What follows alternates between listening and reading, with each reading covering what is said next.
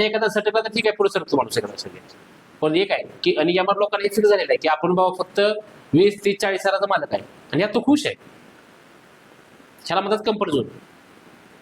लक्षात घ्या. म्हणजे जे आहे त्यात समाधान मानणं, ह्यात एमआर लोक अडकले लक्षात घ्या. आणि एक नाही दोन नाही, असे भरपूर एमआर लोक त्यात अडकले. आणि ह्यांना वाटतं ही पेमेंट बरोबर आहे, एकदम परफेक्ट पेमेंट आहे. पण तुम्ही जर बाहेरच्या फील्डचा अभ्यास केला तर तुमच्या गोष्ट लक्षात येईल की कशा पद्धतीने तुम्ही कामकाज करतात, काय करतात. दुसऱ्या फील्डमध्ये याच्यापेक्षा हाय पेमेंट आहे. आयटी मध्ये जावं. आयटी मध्ये सेल्स पर्सन म्हणजे जॉब पेमेंट करा, त्यांचं काय ते कसला आहे लेवलचं पेमेंट आहे त्यांचं. ऑफिस राहू दे, ऑफिसचं पेमेंट पण पुरायचं आहे, त्याबद्दल वादच नाही काय नाही. हे जर करा पेमेंट मार्केटचं, बरोबर ना. हा प्रॉब्लेम आहे, लक्षात घ्या. आपल्याकडे लोकांना काय केलं की इनडायरेक्ट ट्रॅपमध्ये अडकलेलं आहे. आपण काय केलं पाहिजे, त्या ट्रॅपमध्ये बाजूला पडलं पाहिजे. त्यासाठी काय केलं पाहिजे, आपण आपले कस्टमर तयार केले पाहिजे. कंपनीसाठी नाही, आपल्यासाठी तयार केले पाहिजे कस्टमर. तुमच्यासाठी लोक ते प्रोडक्ट लिहिले पाहिजे. अशा पद्धतीने आपण त्याच्यावर करू शकतो का, हे मी तुम्हाला शिकवत आहे. लक्षात.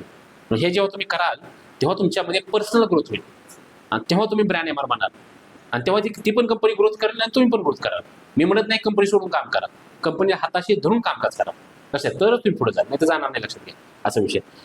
थोडं पुढे जाऊया.